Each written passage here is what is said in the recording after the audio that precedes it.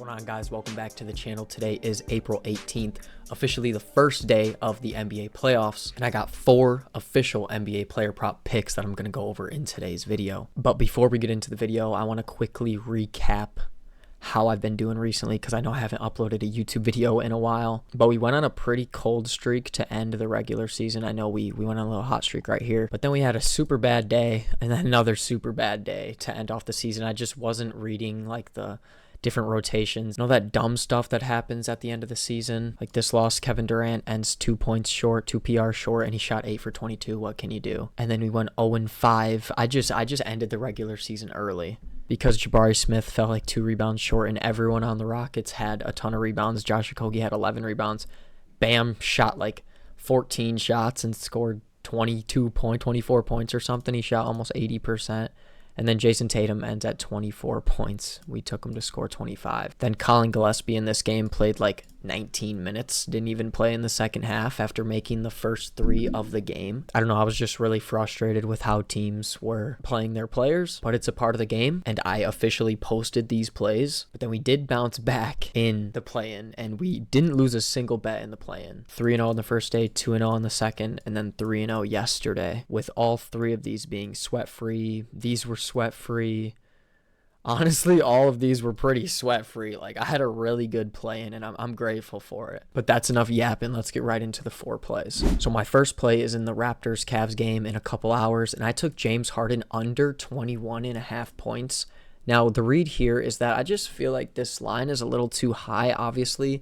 A lot of the game totals today are going to be low, just similarly to the play-in, I mean. And the Raptors are a really solid defense. This is a pretty tough matchup for James Harden. Let's just look over the Raptors' last 5 games. They're allowing the least points to above the break threes, the least points to pull-up shot attempts.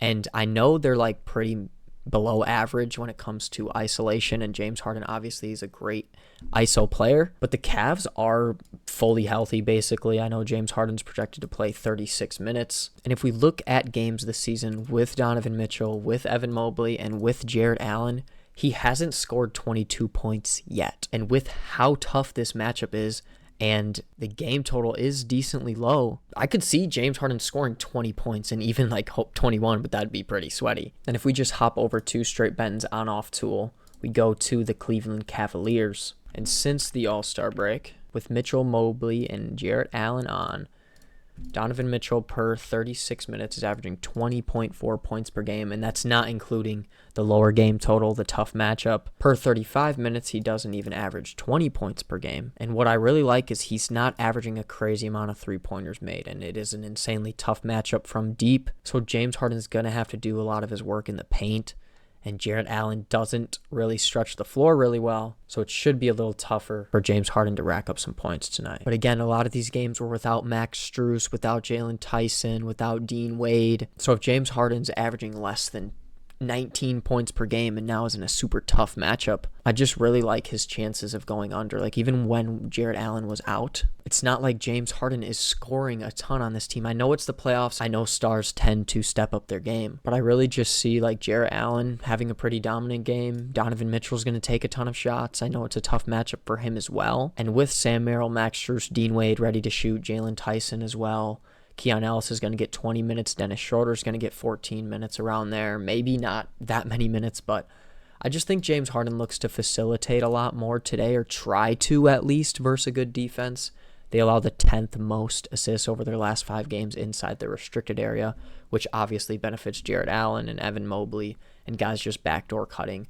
So James Harden, I think, could get up to like 6-7 assists, have like 5-6 rebounds, probably go over his 12.5 RA, but I really don't think he's going to score 22 points today. Now, my second play is in the Wolves-Nuggets game, and I took Ant Edwards to score 26 points, over 25.5 points. You can only get this on FanDuel right now. It was available like an hour ago on DraftKings as well. I would probably just take the 26.5 at the best odds you can get. Like, if you can get this plus 104 on ProfitX, I would probably just put like 0.5 units, 0.75 units on that if you can't get this 25.5 line on FanDuel. But I've ran this angle on Ant a decent amount of times this season. It didn't work out the last time I played it, but check this out. In games when the Wolves win or lose by like within 10 points, and it is an away game for them, Ant has scored 26 points in 15 out of 18 games. And this game was without Julius Randle.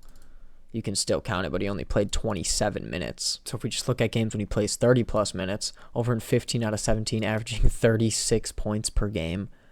Even since the Ayo Dosunmu trade, he's averaging 32 points per game. I know the one time he went under was versus the Nuggets, but that wasn't playoff basketball. I know Ant is questionable and like we're still recovering from an injury, but reports said he was full participant in practice this whole week. So I'm expecting him to be ready if he's taking anywhere around this 23 shot attempt mark while also getting to the line a decent amount of times. I really think Ant should be able to score 26 points in the playoffs. Like the game total for this game isn't very low, and that's why I decided to go with an over in this game. Because if each team is going to score like around 115 points each, I don't see how the Timberwolves get there without Ant scoring a big chunk of those points. It's a good matchup over their last 5 games. The Nuggets have allowed the second most points to above the break threes, allowing the most points to catch and shoot shot attempts, and the 7th most to pull-up shot attempts. De'Aaron Fox recently scored 24, so if he can score 24, Ant should be able to score 26, 27, 30 probably.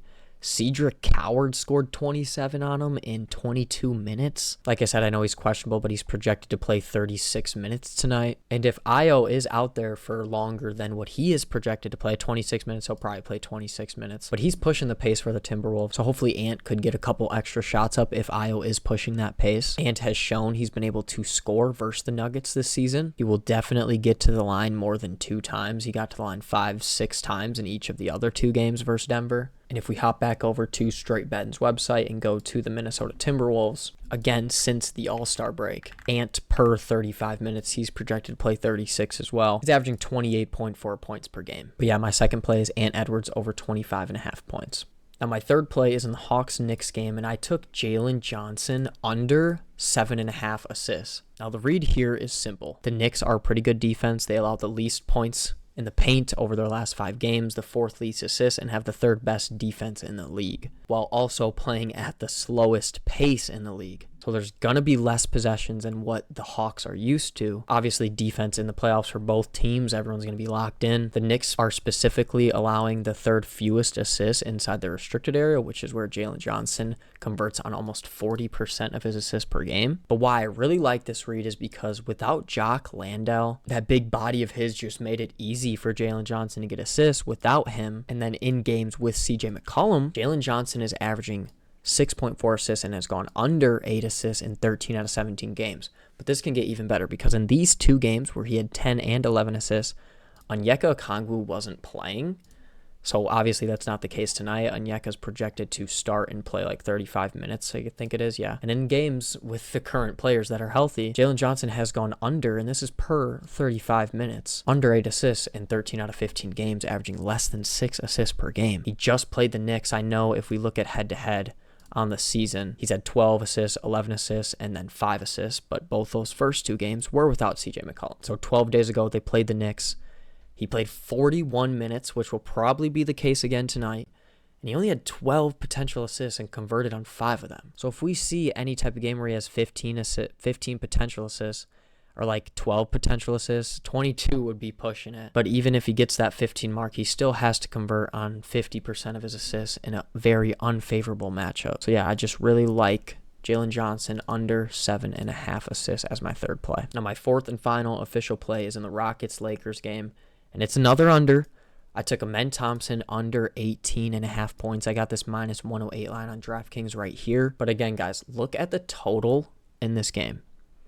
209 points, basically. That is the lowest game total the Rockets have had all season long. And so if we just look at games like 219 points, Amen has gone under, scored less than 19 points in 11 out of 14 games, averaging less than 16 points per game. And 2 of those games were with Steven Adams. So without Steven Adams, he's only scored more than 20 points in 1 out of 12 games. And like you can see, he played 40 minutes, 39, 44. Like, it's probably what he's going to see tonight. And this is why I love Props Madness. On the season, it looks like the Lakers have been terrible at defending the rim. But over their last 5 games, they've actually had the 5th best defense at limiting points inside the restricted area, which is where Amen loves to score, obviously. And then similar players to Amen have also struggled versus the Lakers recently. And I do expect Kevin Durant to play versus LeBron James in the playoffs. And if Marcus Smart is the one guarding Amen, point guard on point guard, I love this under even more. But yeah, that's all I got for you guys today. Just to recap all 4 plays, we got James Harden under 21.5 points, Anthony Edwards over 25.5 points,